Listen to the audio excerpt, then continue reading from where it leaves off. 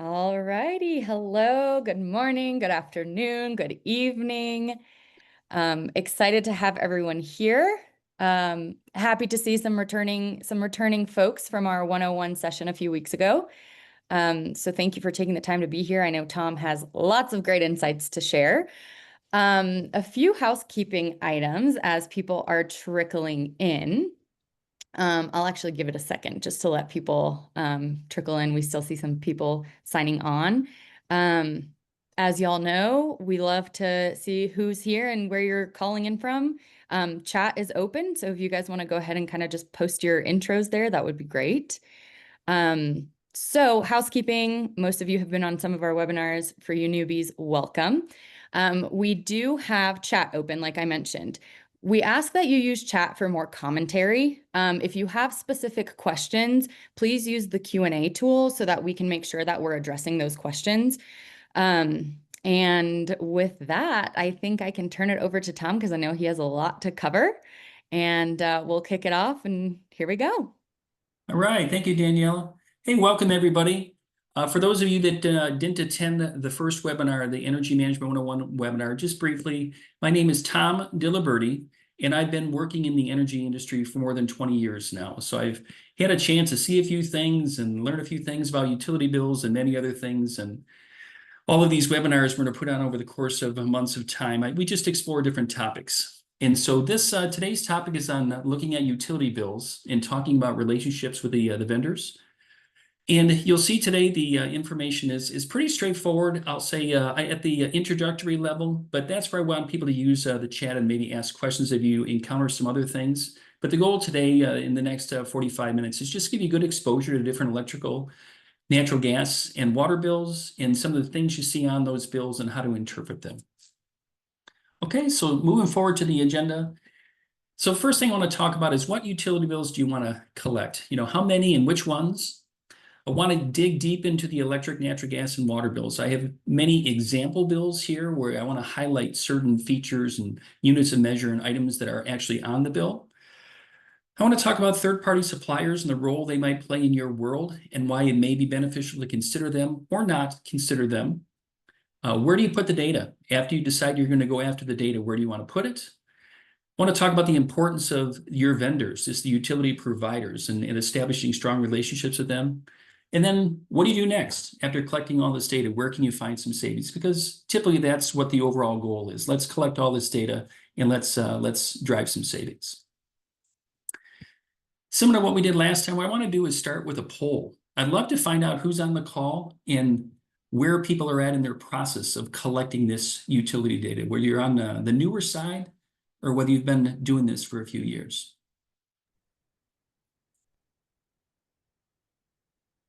We've got a mixed bag here. Nice. We have some experts, we have some beginners. If y'all have any tips beyond what Tom is sharing, feel free to post them in the chat as we go.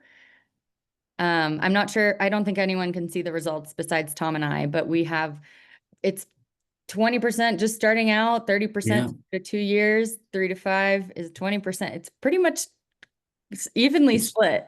Yeah, it's almost a quarter in each category. Very, very interesting. Yeah. Awesome. Well, thank you guys for your responses. Yeah, that's good to know. Okay, so jumping into to the content now. And Daniela, let's see, is it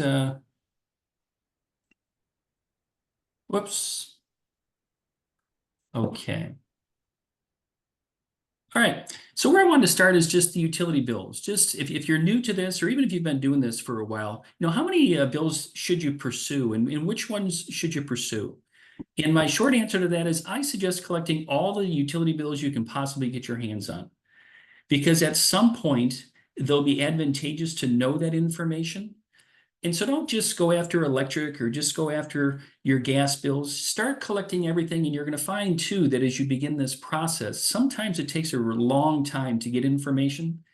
So in the beginning, go after everything and start with the accounting department. Usually the accounting department is the best place to begin this process, talking to people within the accounting department, from the leadership within the accounting department to people who work literally with their hands on the utility bills, that they'll give you insight, and many times they'll also give you exposure to their processes for how they currently are working with utility bills.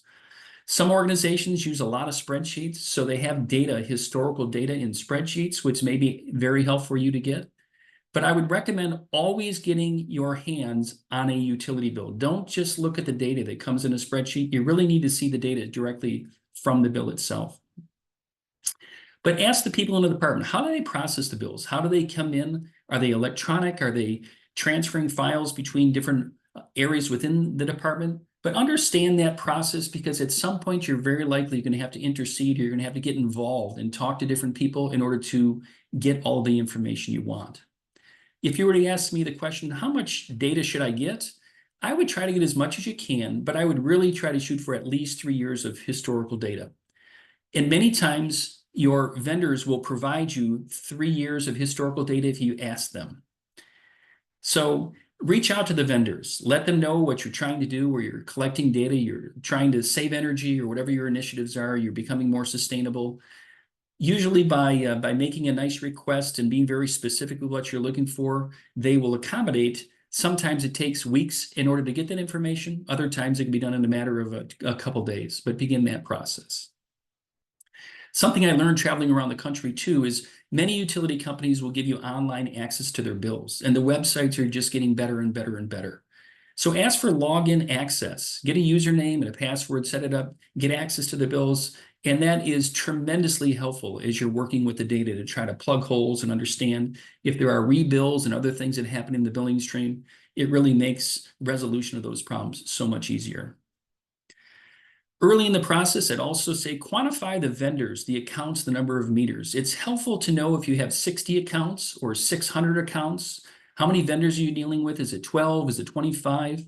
In the number of meters, once again, if you get it down on paper, it better helps you plan and understand where your targets are and how much effort and energy you're going to have to put into getting what you need. So I definitely make sure you have a list in some way so you can document it and get your mind around how much work it's going to take. I would encourage you to prioritize electric over gas and water for this reason.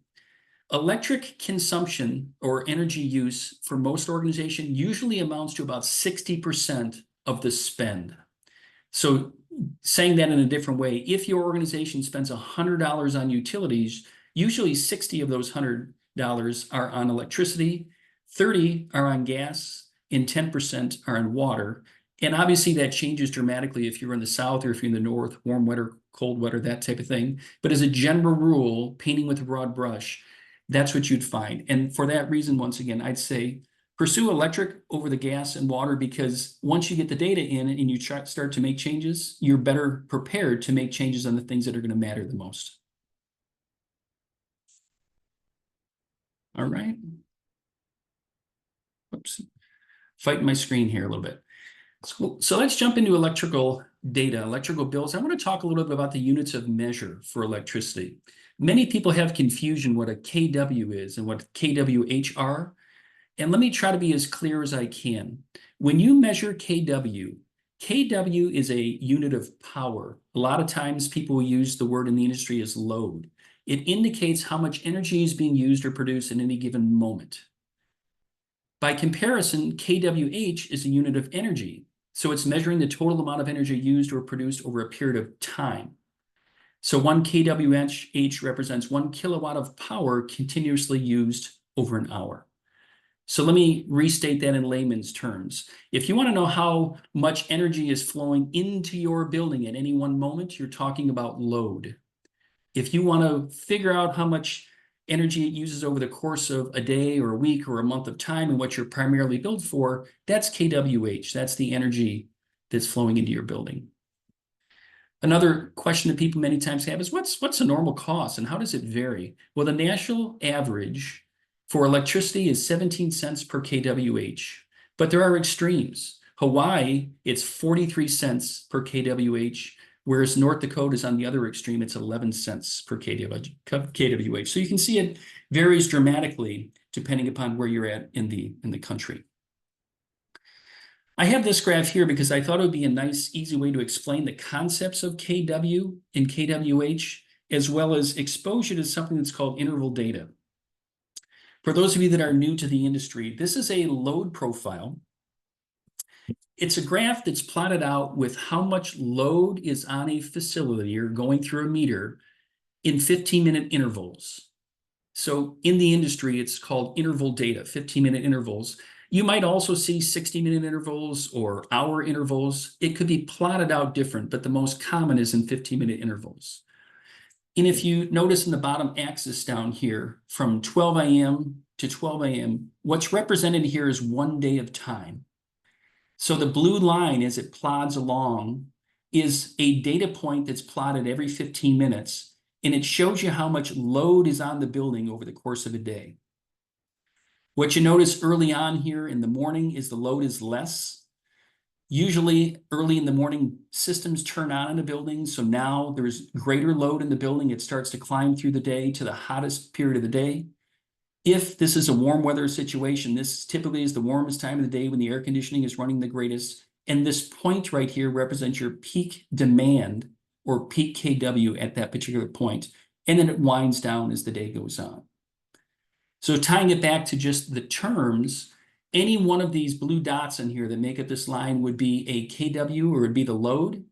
The area that would be represented underneath the blue, this area that I'm shaking my cursor over, what would be below the blue line would represent the kWh, would represent the amount of energy that would be used over the course of time, because it's a 24-hour period, and keep in mind the energy is occurring over the course of time. So that load profile is for a single day, whereas this next slide shows the load profile for a week. And this is very helpful if you haven't been exposed to this data, or even if you have and you haven't really used it, you know it's out there, but you haven't used it. This is extremely helpful for understanding how your buildings are operating. But these couple days that are represented here and along the bottom, once again, this now represents a week of time rather than a day of time. So the load here is much lower in the weekend. The assumption is there's no occupancy. And then Monday through Friday, you got the 5 humps, which is showing that there is a load profile change because the building is experiencing higher load. And once again, if you were to take the area underneath all these humps and total it up, that would be the amount of energy that you're using over the course of that 7-day period of time. Wanted to throw this chart in case you were curious to see how rates change around the country. If you notice out in California, out in Alaska, the rates are much higher for electricity. So once again, this is retail electricity by state. And so you can see some of the states in the middle of the country are much less. The color, the tan or yellow color is representing that. And then as you go across the country. So depending upon where you're calling in from or where you're viewing this, you get a sense for how your state or where your area, how it compares with others around the country. Other things about the electric bill that you've probably heard the terms, and hopefully I can clarify for you, but there's some lingo that a lot of people use. One of the things people talk about are rate tariffs, or sometimes people refer to as rate codes. Rate codes are, in essence, how you're being charged for the use of your electricity.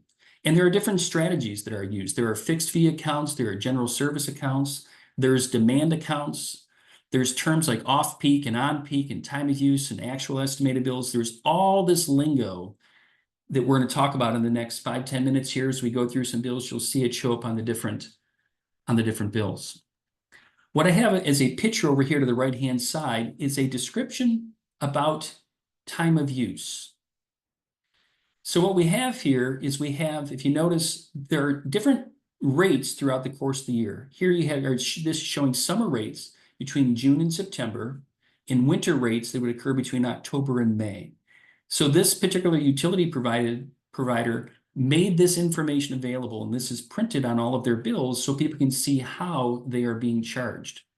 But the important part of this is noticing how the charge is changing based on the time of the day or the time of the year. Concentrating on this one here, it's showing that you'd be paying 25 cents per unit from midnight to 4 p.m. You're going to get into a window of time where it's way more expensive until 9 o'clock at night, and then it's going to come back down. This dark blue part of this graph or this chart is showing where you'd be on peak charges. This is where you're getting highly penalized. You're going to be paying a lot more for your electricity between 4 and 9 o'clock. So those are summer weekdays.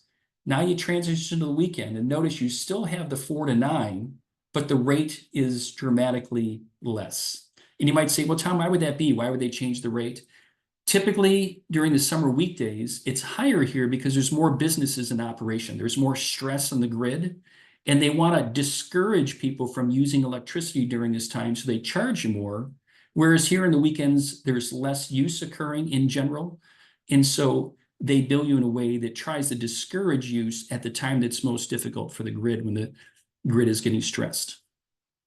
Notice too, you have summer rates and you have winter rates here. So around the calendar, October to May. Now they've broken this down into other areas as well. So you don't just have 3 different regions within the time of use rates. Now you have 4. And once again, in this situation here, notice the winter weekdays and the winter weekends, these are the same. Once it might provoke the question, why would that be? Why would they have something different in the summer than in the winter?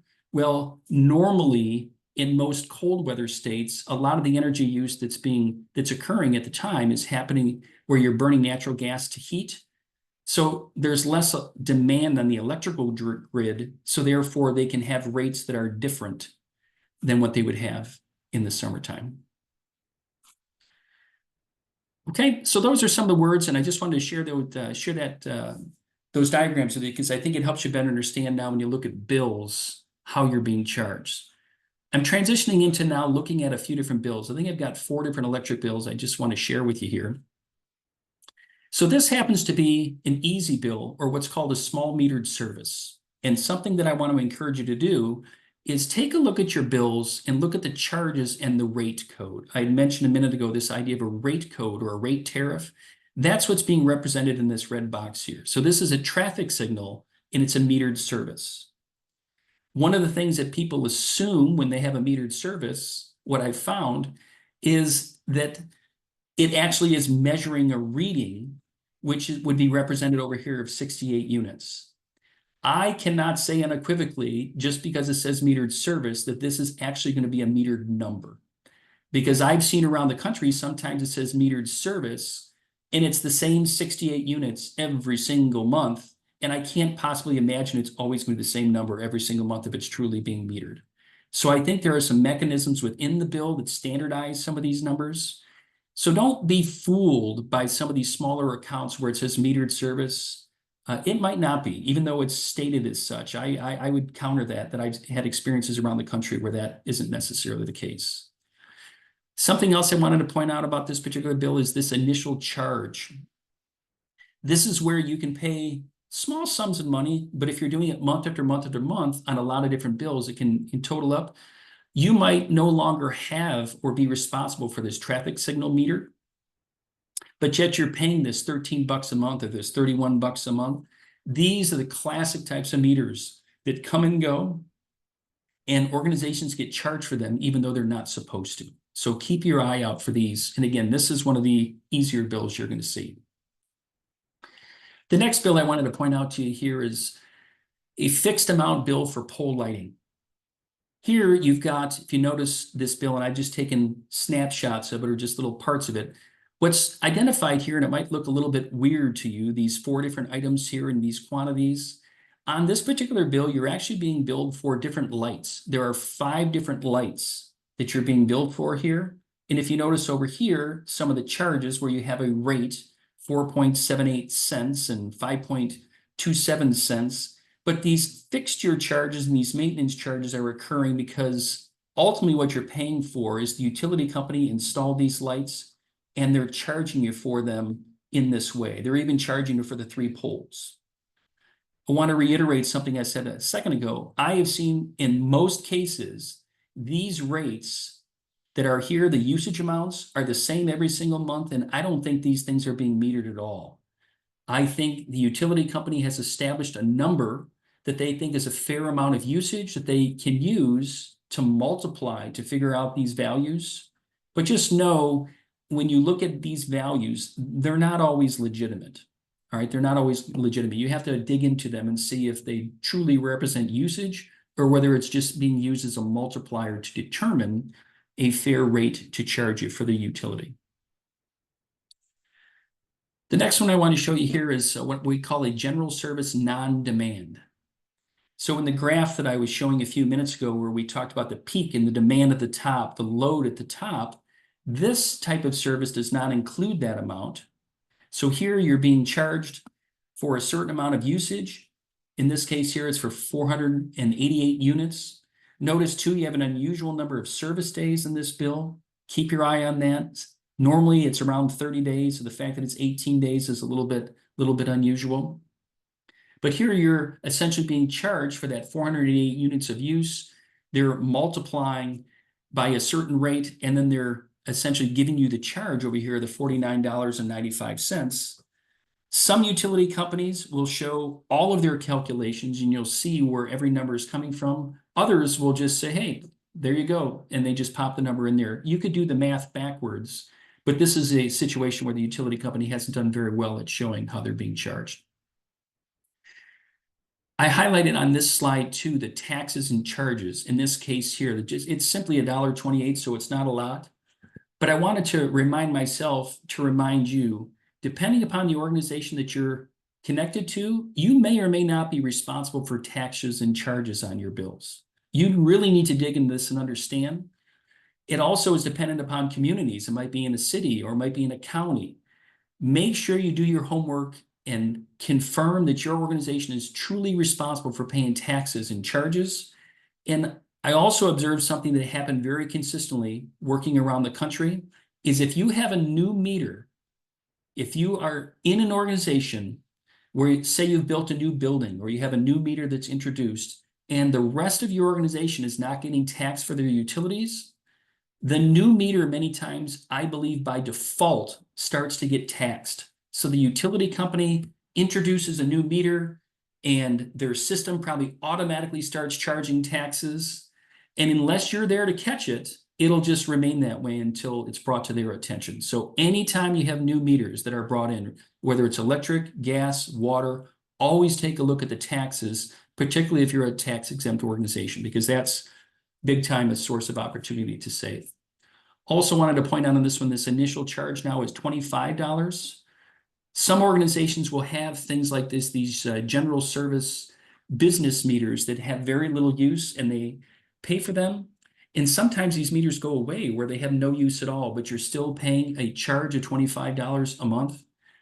Once again, it's an opportunity to save where you can find those and communicate to the utility company that the meter doesn't exist and you're not obligated to pay it. Hey, Tom, we had a question come in.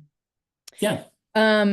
If they are the same month after month, and I'm not sure what they is, so if Lydia, you can post in the chat, that would be great.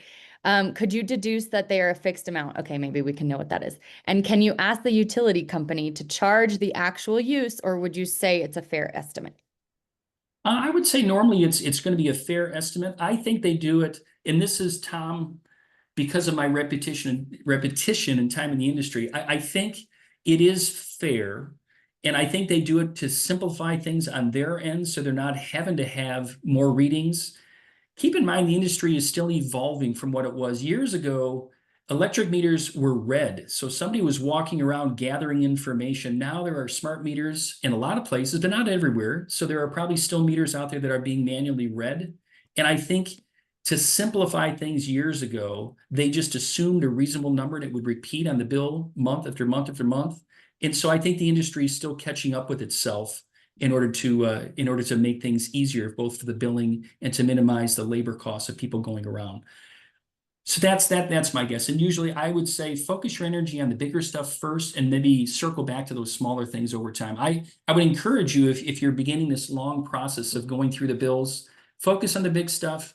And like I say, go back to the smaller stuff over time. But at some point, whether it's a year, 2 years down the road, I'd confirm it all. I'd encourage you to just make sure you feel comfortable with everything you see. And if it doesn't look right, doesn't smell right, chances are it's probably not right, is what I've learned. Awesome. Thank you. And then we had one other question. It's energy cap related. So one of our utilities uses energy cap for tracking metrics and data exchange with ESPM.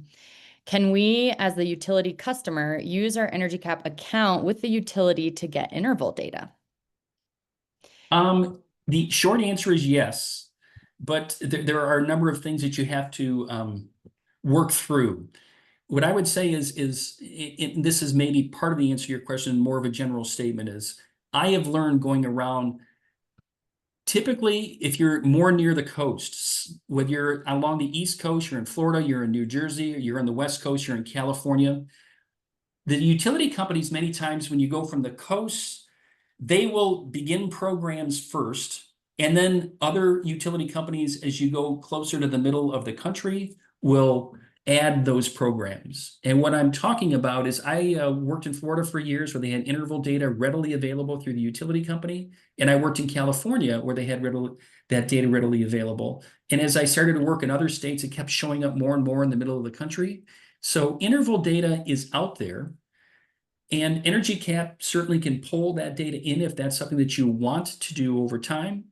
But what I would say, depending upon your contract and your interest and your size, all of those types of things, I would make use of the interval data through the website, the utility provider's website initially, and start saving. Tap into that resource, learn from it. And if you want to reach out to me, if you're not real familiar with interval data and want some help, I'm happy to give you some thoughts and ideas as a way to learn about your buildings and understand where there might be some opportunities. Okay. Awesome. Thank you. Yeah. And just quick note, whoever asked that, it was anonymous. If you want to just let me know who you are, we can follow up with you on that as well. Great. So this is the last electric bill that I wanted to talk about. If you notice, this is a general service, but it's large demand now. So whereas the other ones were small demand, and I also want to let you know as well that I've only chose to use 3 or 4 different examples of electric bills here. There are dozens and dozens and dozens of different rate codes, and if you travel to different places, you're gonna find all sorts of different things out there. So no, this is in no way, shape, or form a complete review, or it's going to cover all the different things that are out there. My intention was just to give you an idea of what's out there so you can learn from it, and then you can reach out if you have questions. But this one now, again, is large demand. So what's going to matter about this? And I just simply want to step back to this other chart so you can see it, is when I use this graph and I try to point out this peak here is the 15-minute peak, the average demand at the very top for this particular day. That's what we're talking about, the demand. So when we go to this particular account and we look at the billing, that's what this is targeting. This is normally very big buildings that have this type of rate code. And what's going to happen here, what you notice, is they're going to measure the maximum demand and they're going to charge you for that. So the other ones that we looked at over the course of the last 10 minutes or so did not have that. This is going to be part of what you're being billed for. So as it calculates this out, as we take the on-peak usage and this maximum demand, both of those variables are going to be used to calculate ultimately what the final cost is going to be in your bill.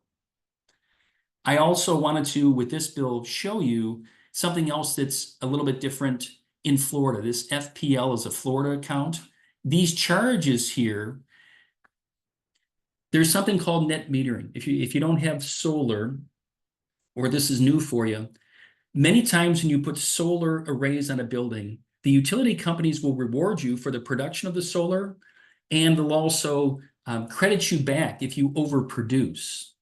So I don't know this for certain, but this is common for many utilities. FPL here, this charge here, this $19,000 charge, maybe this organization is paying the utility company back for the construction of the solar array. It's something they call on-bill financing, like where the solar array is funded by the utility company and you're having to pay it back over time. And the other thing that's out there is you might get credits when you produce more electricity. The solar array on your organization produces more electricity than what you use, so they credit you back for the extra electricity that's put back into the grid. So I don't know definitively because I haven't worked with this bill specifically or this particular provider, but it's very common to have things like this on bills in different parts of the country. Another charge or credit that happens is a transformer credit. If you're not aware of this, usually the utility company will do one of two things. They will install the transformer on your behalf and you have to pay them back for it, or you buy it and they might give you a credit like this on your bill because you own the transformer. Usually these transformer items are significant, and you need to make sure this is right. It's another thing that I'd encourage you to make sure is set up properly in your organization, because it's a rather significant charge on most bills. Let me just pause here for a second and summarize this and say, so far we've talked a lot about electricity. I tried to give you a flavor for the different types of bills that are out there and some of these charges that are pretty typical. And this is where you need to spend a lot of time. You need to get the bills, you need to dissect them, you need to really go line item by line item and really understand what you've got. And the last thing I want to talk about is two other items on the bill that are usually misunderstood by many people. People hear the words power factor or load factor, and they're on the bill, and I want to expose you to what these are. So this is another example of an on-peak and off-peak bill with multiple meters. So this little snapshot is showing you that you have 2 meters. It's showing you that you've got these different billing rates, these amounts used. You got on-peak, off-peak. So they've broken down all the charges, which is great. Gets complicated. But they've got 2 different charges here that I, once again, want to explain. So first of all, let's start with power factor. What power factor is, how I want you to think about it is power factor describes how efficiently the building is consuming power. So if all of the power going into the building is being used 100% by the mechanisms in the building, the HVAC, all the computers, everything in the building, if 100% goes in and 100% is utilized, you'd have a power factor of 1.0 or 100%. In this situation here, it's saying that 87%, so it's 13% of the power going into the building is not being effectively used. Why I bring that to your attention, on this bill, it doesn't show a penalty, but many providers around the country will penalize you if your power factor is below 95%, or maybe if it's below 90%. What happens is if the power is not effectively used in the building, then the utility company has to deal with that problem. And I don't want to get into all the specifics because that's a deep tangent we don't need to get into. But just know, it's another thing I want you to look for on your bill is if you're being charged for power factor, it means your building is not effectively using the energy that's coming into it. By contrast, this thing called load factor is another way of looking at your energy use. And I want to take you back to this chart here so you can see. The way load factor is calculated is it's taking a look at that highest point during the month, and the assumption with load factor is if you stayed at that high point all month long, so if you were at this number, let's just say it was 3,500, if you had a constant load on your building of 3,500 kW all month long, what load factor is considering is how did your performance actually compare with that highest load. In this case here, we were only at that 3,500 for a brief period of time, and so load factor is looking at a proportion, or it's comparing how you performed over the month to the highest point in the month. And if you notice on this bill here where it's 70%, rounding to 70%, that is a very high load factor. Most buildings have load factors that are 30, 40, 50%. If you see a load factor that's very high like that, what I want to tell you or coach you on is that's likely a building with opportunity to save energy in. You're not typically charged for load factor. So load factor is not a cost thing. It's not a thing that you can benefit by bringing to the attention of the utility provider. Where there's a benefit is it's a signal the building has opportunity to save. So look for those high load factors as an opportunity to save. Okay. And last thing with electric is I want to talk about something that's called a meter multiplier. What I've got a picture here is a typical smart meter.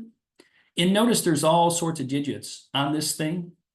And many times what utility companies will do is they will have a little sticker that sticks on the outside of the glass, or it might be under the glass. Could be near the top or it could be near the bottom here. But they put the multiplier on the meter as a way to measure how much energy the building is using and how much you're going to be billed for. So it's a bill multiplier. And I've seen mistakes with this dozens and dozens of times. So on the meter, you might see a multiplier of 100, And when you look at the bill, it might have a multiplier of 200. Those two things have to match for you to be billed correctly. And so as you go around to look at your meters and take a look in your buildings, just know those meter multipliers confirm their accuracy. And I will warn you, both good and bad, if it's not a match, there's an opportunity to save, but there's also an opportunity where you might lose money, because if the multiplier is wrong, it could also penalize your organization. Nonetheless, I'd still encourage you to get out there and confirm what the multipliers show. But it'll be right there on the glass. All right, switching to natural gas. With natural gas, there are different units of measure that show up on your bill. Cubic feet. If you're not familiar with this, the CCF, this C here stands for 100, like century, it's 100 cubic feet. The M is 1,000, so it's 1,000 cubic feet. The K, like kilo BTUs. BTUs are 1,000 BTUs. So these units of measure are used in the bills. And the last unit that's out there is therms. Through the years, I've had a lot of people be confused by these, like, what are they? You know, how does it work? And I put together this table to hopefully make it more clear. First of all, when you talk about cubic feet, it's a unit of volume.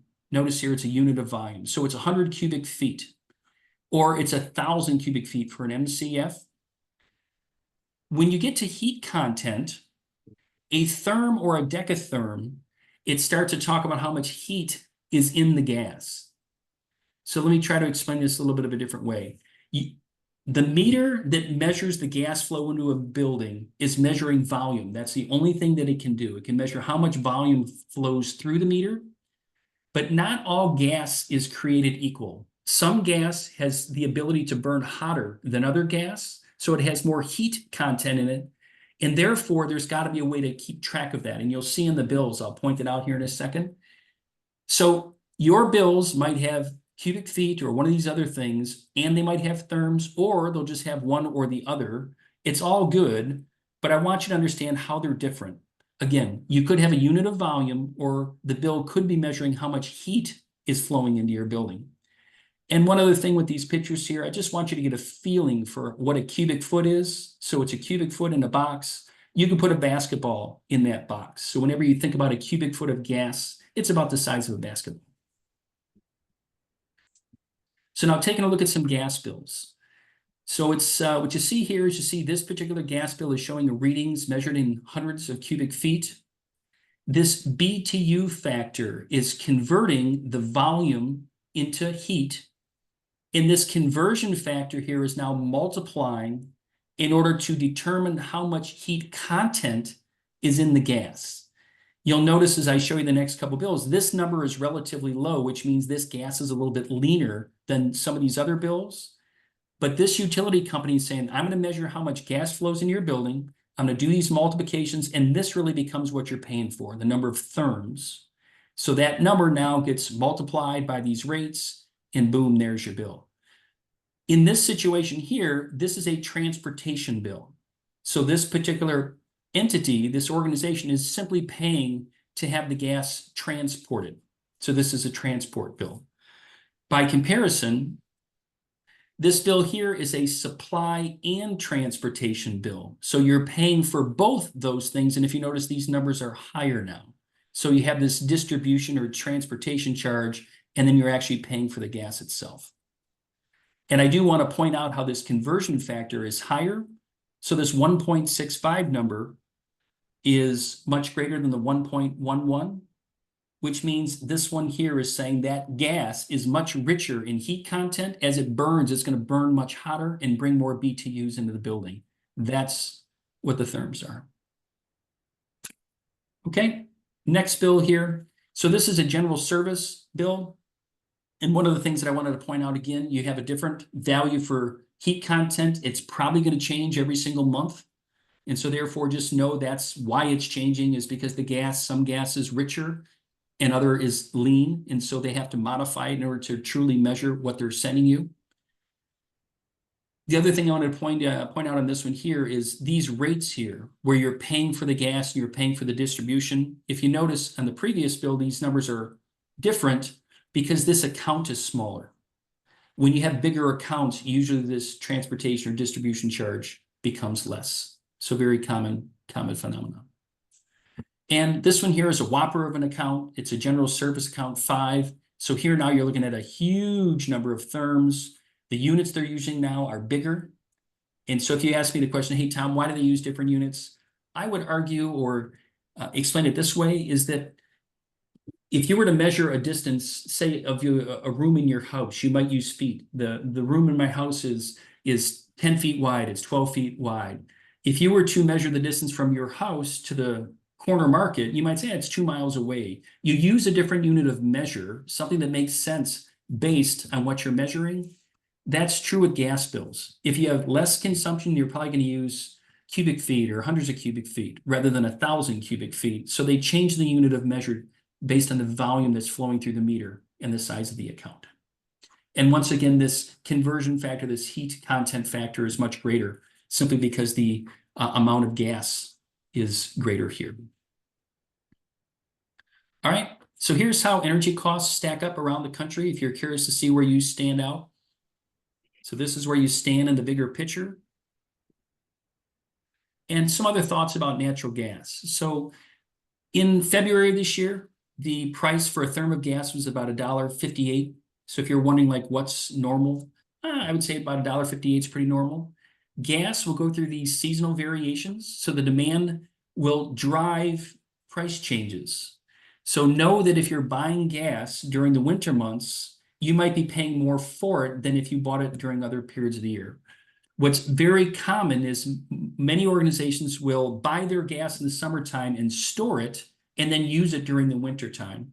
And where people get hurt by that is that they underbuy the amount of gas that they need for the winter and they have to buy it on the market in the winter months. So they buy it in the summer and use it in the winter.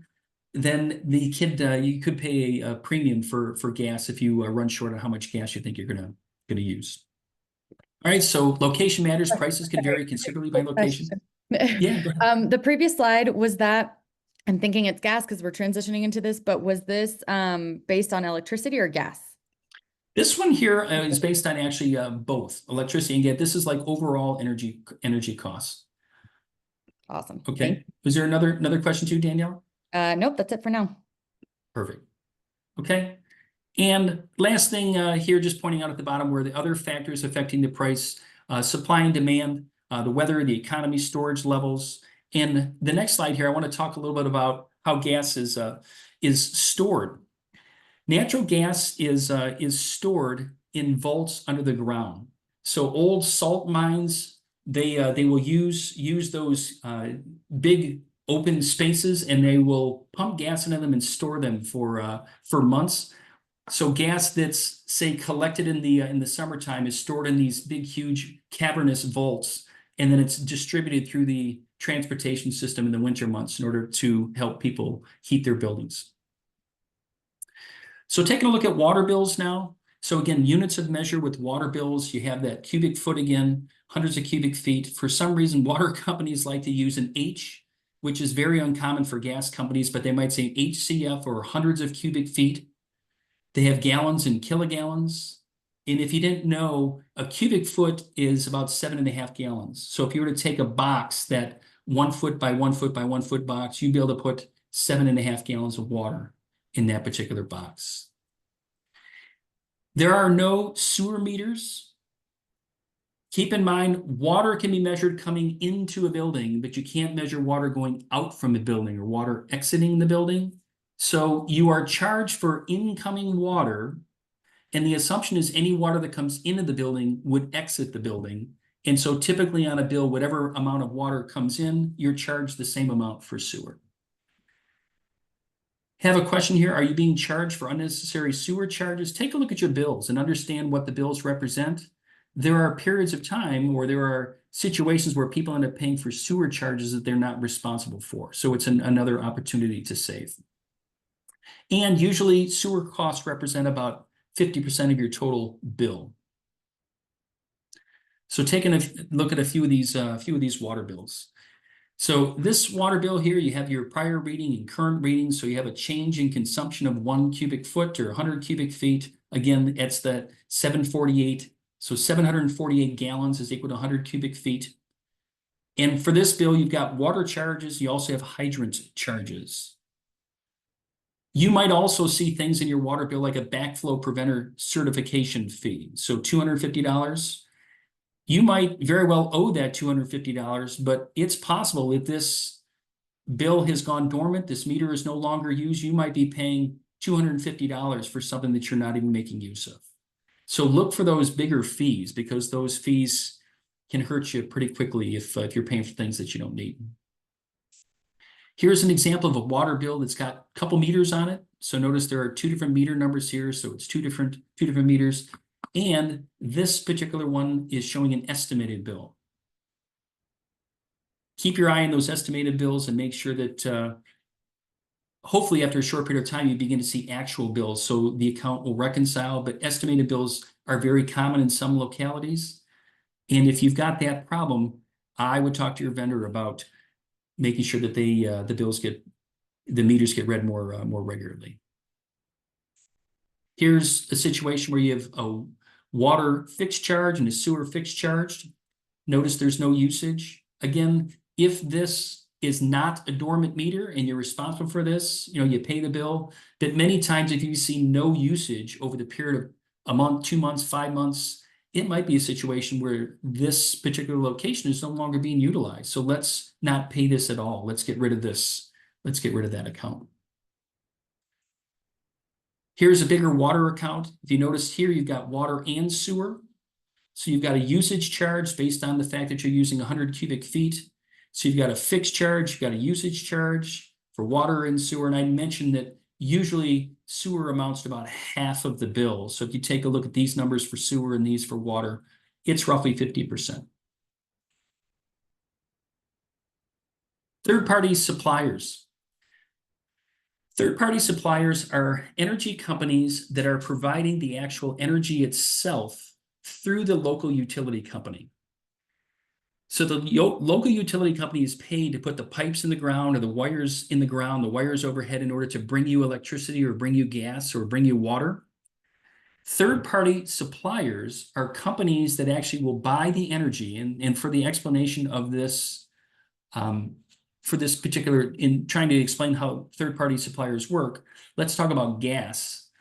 So there will be companies that go out and buy gas on the market, they store it, and then they distribute it to your particular organization through the pipes in the ground that might be owned by another company. With third parties, it is an opportunity in some cases to save money because you can get better rates on the natural gas or the electricity, but there's more risk involved because if the market changes quickly and you're not on top of it, boy, you can get penalized very punitively because the market has changed without your knowledge. So third parties, they may be worth considering depending upon your location, your circumstances. I would not recommend getting involved with this unless you have the time to dedicate to it, because if you're just trying to dabble in it, once again, there's too much risk there in order to consider it. It's available for electric and gas sometimes. Some markets don't allow this. The market is regulated and it can your only option is to use the local utility company.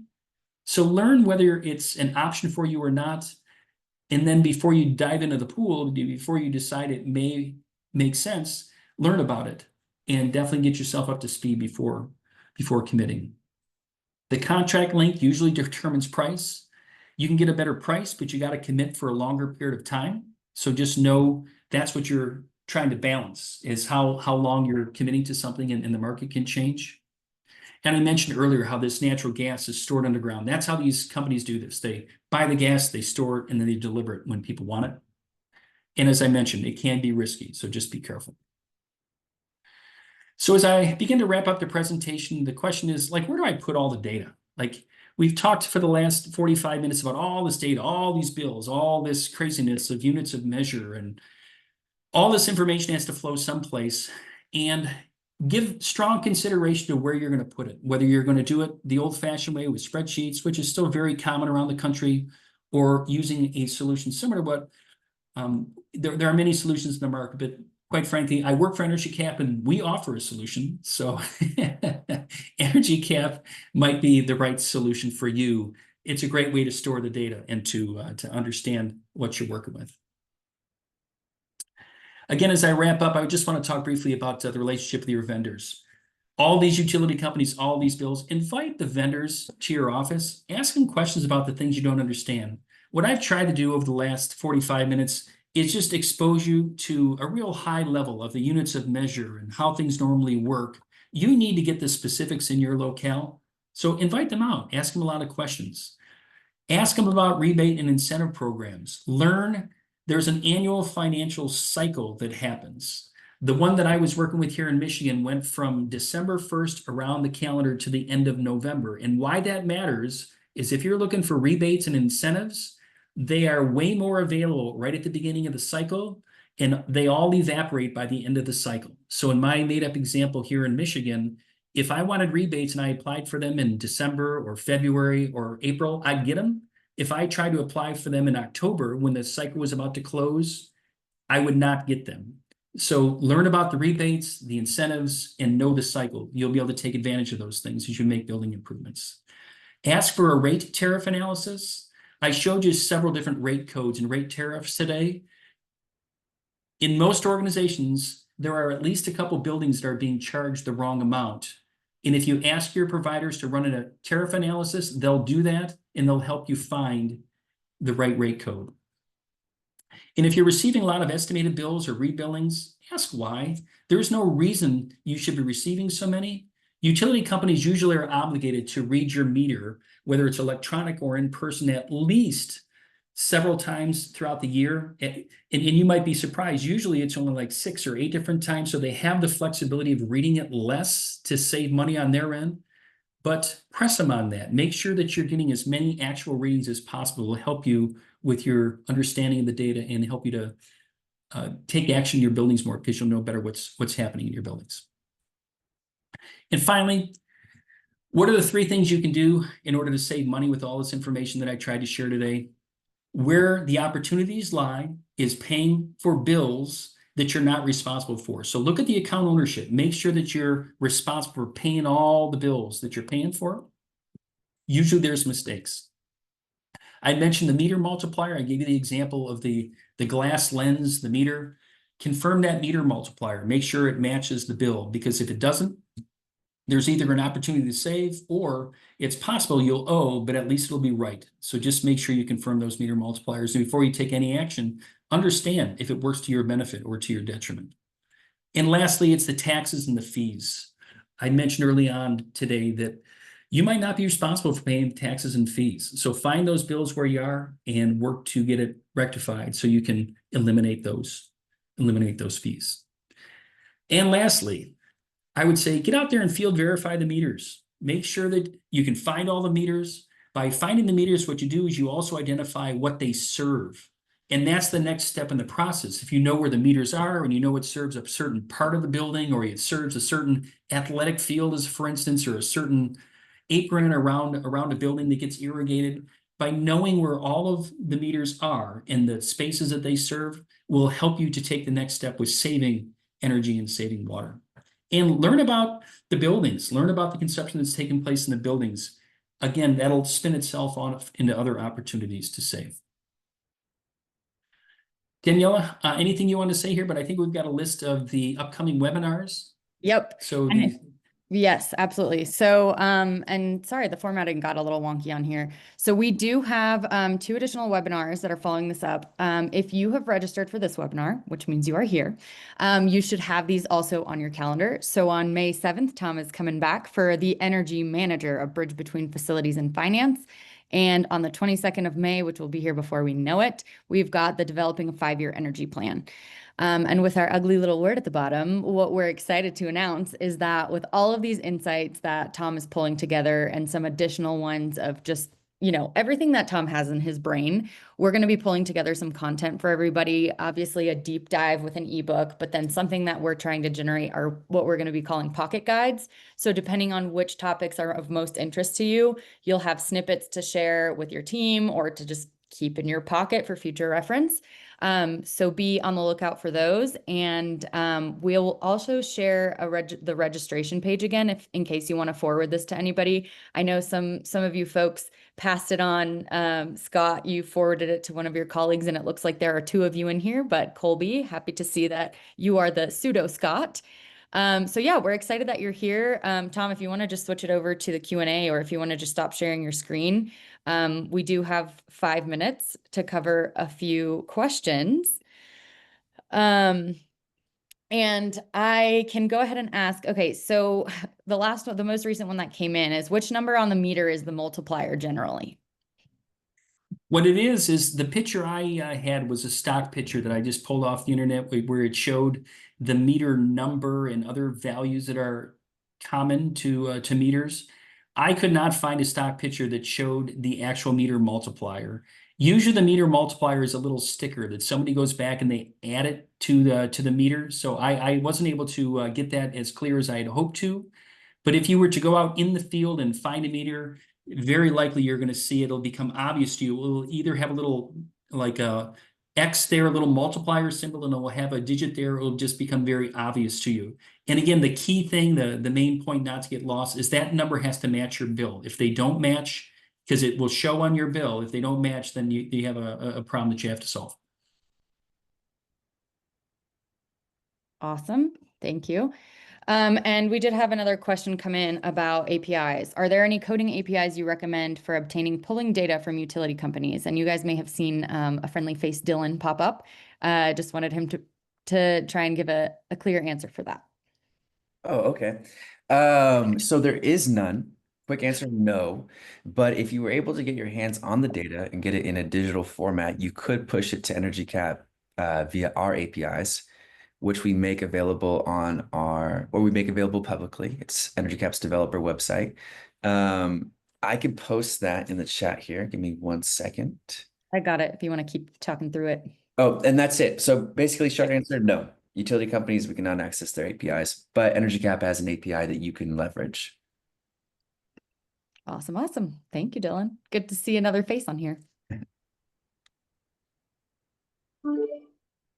Wonderful. Well, I don't see any other questions that have come in. If you guys have anything else, go ahead and post them in the chat. Thank you, everyone that was active, or excuse me, in the Q&A tool. Thank you for everyone that was active in our chat. Super appreciate your engagement. Glad to know that Tom is not just talking to a blank screen. So we would also love your feedback. If there are things you loved, if there are things that are missing, if there are things that you want Tom to share about, please, please, please let us know. And unless we get some questions that trickle in the next 30 seconds to a minute, we'll let y'all get back to your day. I did forget to mention at the beginning of the call, we will be sharing the recording with everyone, so you can always pass it along. And additionally, you can always go to our website, energycap.com. Under our resources section, there's a place called recorded webinars. So whether it's Tom's webinars we've had in the past, you can always share that link and see the content we've had. So, yep, awesome. Thank you everybody for being here. Yes, we will send the recording for the future webinars as well, Annette. So you should be good to go. All right. Thank you everybody for your time today. Have a great day. Appreciate it. Bye.